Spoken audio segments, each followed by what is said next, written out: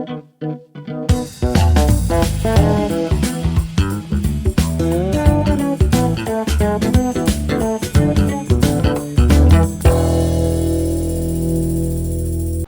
to Garissa Today. I'm Abdirizak Daud. Today our guest is the Chief Khadi Athman Abdulhalim. Thank you for making time for Garissa Today. Thank you, welcome. Okay, congratulations for being selected as the second Chief Khadi of the Republic of Kenya. My first question will go like this. Can you tell us about your journey to becoming the Chief Khadi? I'm aware you have served judiciary for more than 18 years. So I was appointed Chief Kadhi, was appointed Kadhi in 2005. I was working at Madrasa Munawwara Mombasa after graduation from Lazaro University in 2001. I worked those other about 3 to 4 years, 5 years in Mombasa. So in 2005, that's when I was appointed as Kadhi. We call them Kadhi 1. My first posting was in Kwale Law Courts, Kwale Kadhi's Court, where I worked for about 7 years. And then I moved to Mombasa. At Kwale, I rose it to become a senior Kadhi. I rose from Kadhi 1, Kadhi 2, and became senior Kadhi. So when I came into Mombasa, I was senior Kadhi. Where I served for about 4 years at Mombasa Kadhi's Court, together with sitting with the Chief Kadhi. It needs to be reminded also, when I was in Kwale, I would often come to Mombasa to help the Kadhi's Court with some matters where they were overwhelmed, also to sit with the judge at the High Court in appeals coming from the Kadhi's Court. So I would often, even when I was in Kwale, I was assisting the Kadhi's Court in Mombasa, as well as the Chief Kadhi. When he had matters in Kwale, he will delegate me to do the proceedings and then give them to Kadhi Mombasa. So Sheikh Hamad was in Mombasa. Sheikh Nahdi was alive, but he was retired. We always interacted. From Mombasa, I was posted to Isiolo in 2016. I was in Isiolo, where I worked for about 5 years in Isiolo. That was my third station. In 2022, I came here from Isiolo to Mombasa. I got the promotion in Isiolo as Kadhi, senior principal Kadhi. I went there as a principal Kadhi. Remember, at Mombasa, I came in as a senior Kadhi. I got the promotion to principal Kadhi. Went to Isiolo as a principal Kadhi and promoted to senior principal Kadhi, which position I held until I was just very recently promoted and selected for the position of the Chief Kadhi. Okay, you worked for Isiolo and Kwale. Kwale, Mombasa, Isiolo, Nairobi. Yeah. So those were the most challenges that you faced during those times in Kwale and Isiolo and Mombasa, all those times? So these 4 stations generally epitomize 2 distinct types of challenges in the Kadhi's Court. In Kwale and Isiolo, they are not cosmopolitan, they are not very busy. The challenges was that there was no access to the court. The cases were very low filed. People were had lost confidence probably in the Kadhi's Court. You find there's very little workload. But we made those courts, we were able, with the help of Allah subhanahu wa ta'ala and His grace, by the time we've left, those stations were very vibrant. So often is people tend to lose confidence, don't come to court if their officers are not receptive, the systems are not working, and so on. So the revival of those systems and the interpersonal relationship with the community, caring for them and making the processes work and being available and accessible at all times and helping the people probably helped. In Mombasa and Nairobi, the challenges are different. Here the work is a lot, Mombasa as well as in Nairobi.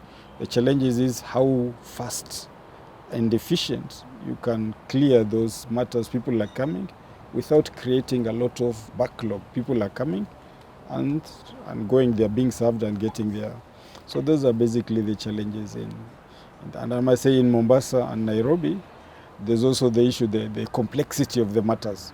Might be sometimes a very simple matter, two people, but the legal complexity are quite a lot. You see issues of distribution, matrimonial property division, whether this should be able to, and there are lawyers. Always the matters, one matter can have 4 lawyers, 5 lawyers. So it needs a lot of legal acumen and focus and to be able to. Okay, and the second question is that what motivated you to pursue in career in Islamic Sharia and ultimately reach this esteemed position? First, it's a passion, and then it's a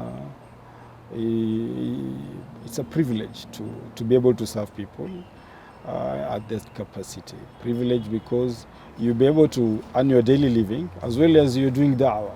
When you're solving people's lives and problems, every person who's coming and every file you're taking care of, you're dealing with people and you're dealing with people's lives, either spiritually, socially, or economically. So when you solve any matter, you will get very satisfied when you see the happiness in the person that his matter is solved. He's got his inheritance back, he's got his certificate, or even when the marriage is dissolved, you sometimes get people, they are happy, so they'll be able to continue.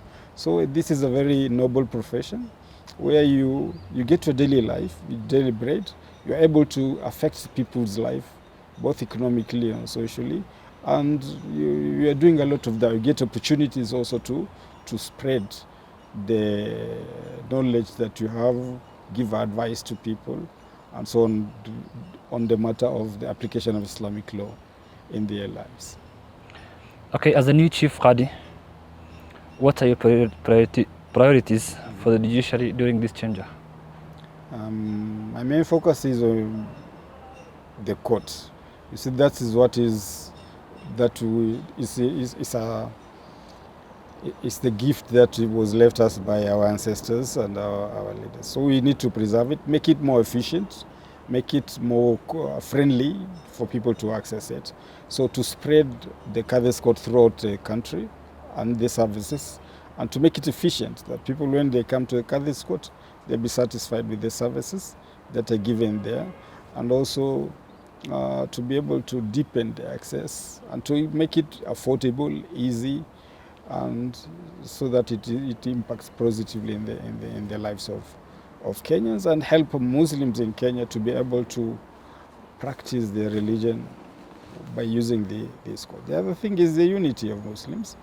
The unity of Muslims is very important. There are very few things that are dividing us. We'll be leveraging our position and structures to be able to try as much as we can to unite the Muslims in terms of unity in all the matters that are able to be there. By being a Kadhi for all Kenyans, I intend, inshallah, God willing, to be able to be accessible to people, to travel throughout the country so that they can see their Kadhi. When you give their direction, to redeem the glory and to give back the influence and the confidence that they can have on their Kadhis, and probably that together with the collaboration and partners with the Sheikh, I'm starting conversations with the ulama of the different sects in Kenya, and if they are accessible to me, probably, if God willing, Allah subhanahu wa ta'ala will give tawfiq so that they can agree on the very critical and important issues that affects Muslims. The role of the Chief Khadi in judiciary is crucial in upholding justice and the rule of law. How do you plan to ensure an independent, impartial and a political office during your tenure? Inshallah, with consistent training. Luckily with us at the judiciary, having served for 18 years, I know the mechanisms that are there. They already exist in Kenya within the judiciary, opportunities for continuous training for the Kadhis, so that in those training will make them more proactive, more beneficial to people, as well as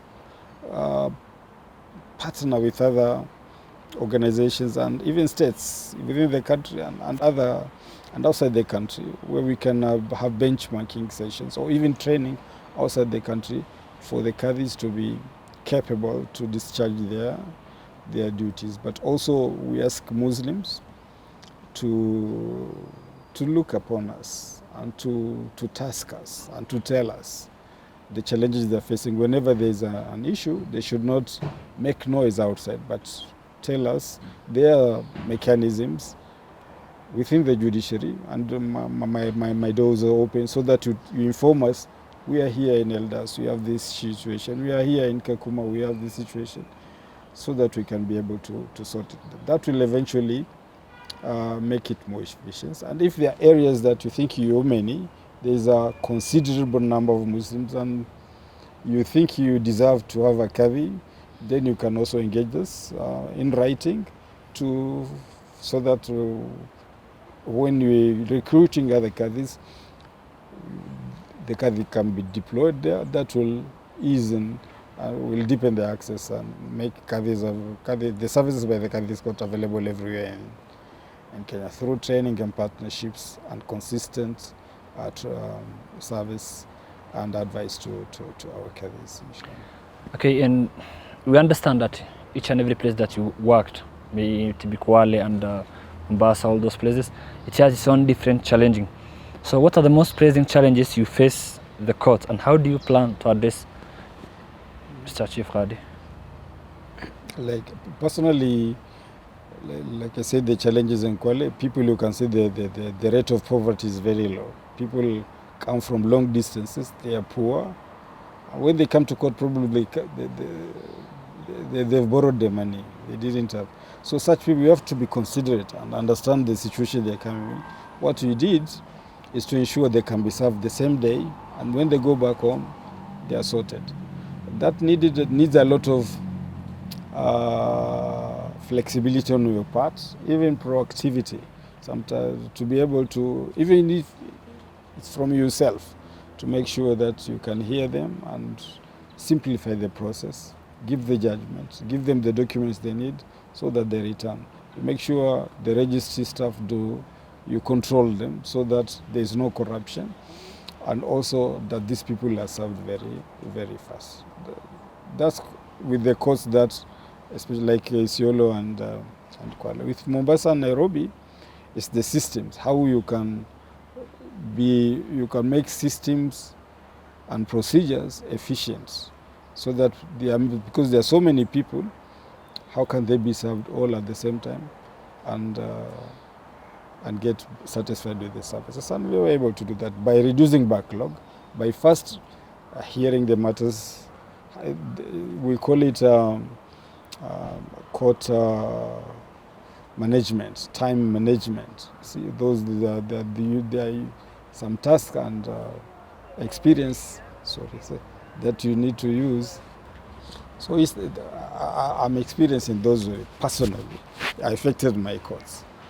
To be able to, those who were here 4 years ago will tell you that here to get a marriage certificate you probably need a week. It's a simple thing. And people have come, 4 people, they come today, they come tomorrow, and they still don't go and do this.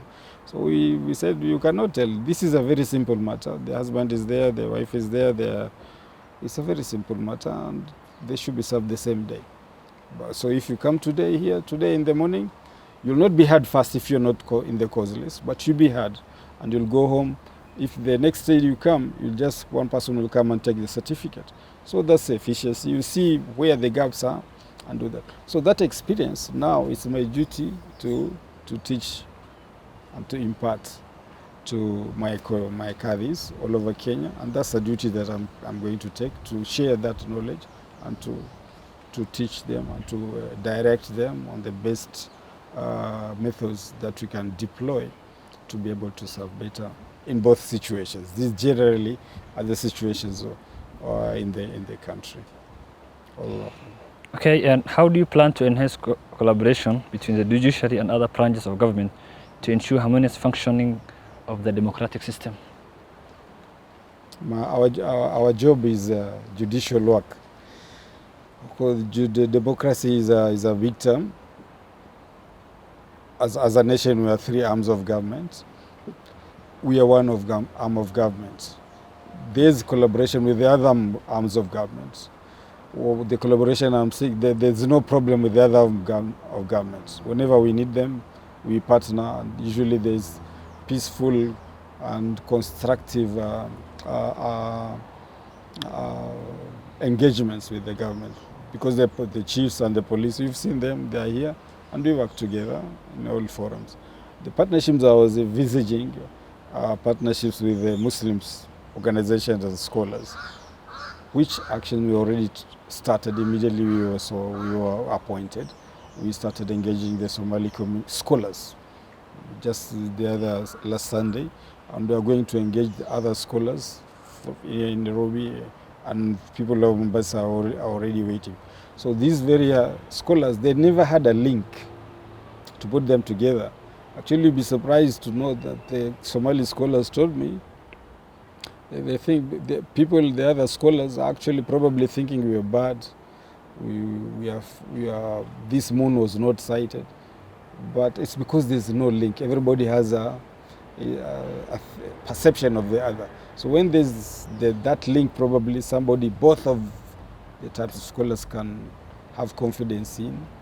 Inshallah, that will be able to reduce, if not completely eradicate, that kind of problem. We ask Allah subhanahu wa ta'ala to bless that effort, and so that it can be fruitful for the Muslims in Kenya. Okay, many people are interested in knowing your Islamic law philosophy. How will you describe your approach to interpret the law and making decisions? The approach you do in our work is what is best applicable, what is sound, correct, and best for the people. See, there are many different sects, different opinions. Sometimes there's a preponderant opinion in one issue. So you go to the text and you look at their reasoning, the validity and the strength of that text. But at the last time, what is most applicable to the ummah, what is best for their interests. So that is what guides us. There are many examples we can give that in the application of Sharia. For examples, other examples at times of marriage, there must be a wali. The wali, some of our walis are holding their authority. There cannot be marriage without the wali agreeing. But then you have the children, male and female, are already living together, and this wali is just staying with his authority. So when they come here, we say you can live. Or people who are already living together, can they marry when they've been living together? There are different opinions in Islamic jurisprudence on that, but all are based on precedents of Sahaba. So you take what is most applicable. Sometimes you return them, and after a year you hear the stories and you blame yourself. You return them, you go, we are not going to marry you. And people, instead of marrying you, afterwards you say, we have 3 children out of marriage, and this one is the one that we are getting married. And that is facade. See, the most important thing is to have a proper marriage. If they have problems, then we sort it. So that is the kind of, where there are differences, even among Muslim jurists, then we take what is the most sound, but also applicable and best for the interests of the Ummah. Technology is playing increasingly significant role in various sectors, including the judiciary.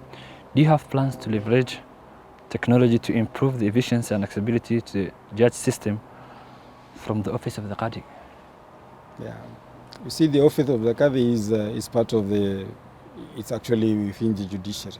So all these systems judiciary develops apply to the Qadi's court. So right now, marriages are typed, marriage certificates are typed. Filing we call it e-filing. It's on the e-platform. One of the key principles of on the policy of the judiciary is to make use of technology, harnessing technology for the interest of justice. So there are many applications already for that are being developed and applied to the Qadis. So there's that e-filing, and the payments are cashless. They are no longer, you go to any court, you are not supposed to give cash. There's a pay bill for the courts throughout the country. So all modes of payments are cashless. That's to encourage and to eradicate, modes of corruption. And then when you file your documents, there's it's filed online. In other courts, even the hearings can be done online from anywhere in the world. What we call the virtual courts. You can go to court, but you can also be heard from anywhere. So those are progresses. So you can be, the moment you filed, you don't have even to come physically at the court, but you just file. You go to e-filing. You open an account with the e-filing portal. You put in your details. Once you have an account, then you upload your documents. You file from the comfort of your home. You just bring the hard copy so that you can have a physical file for the physical record. You will get messages every time that matter is mentioned. If it is fixed for mention, it has a date, you get an SMS automatic. This matter is coming tomorrow. This matter is coming. If there's a ruling, the ruling is coming tomorrow. And then you can download the judgment or the ruling from your home. Or you go to a cyber, you already have your judgment and ruling. And even the hearing, you use what we call the Teams app. So you go to the team, we have a link, everybody has a link, every judicial officer. You log into your link and you're heard from home. We're hearing people from the United States, from Switzerland, from Sweden, and they are right here. Just send the link, the husband is here and is there, and they confirm we divorce, and the matter is concluded while you've already had the other party. So those are developments, and more probably to come. So everything that is taken up and introduced into the judiciary is also applied at the Kadhi Courts throughout the country. Thank you, Mr. Chief Khadi. There's a lot that we wanted to ask the Chief Khadi, but time is not our side.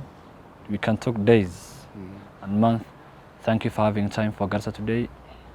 Thank you very much, and we hope to meet people of Garissa soon, inshallah. We will welcome you.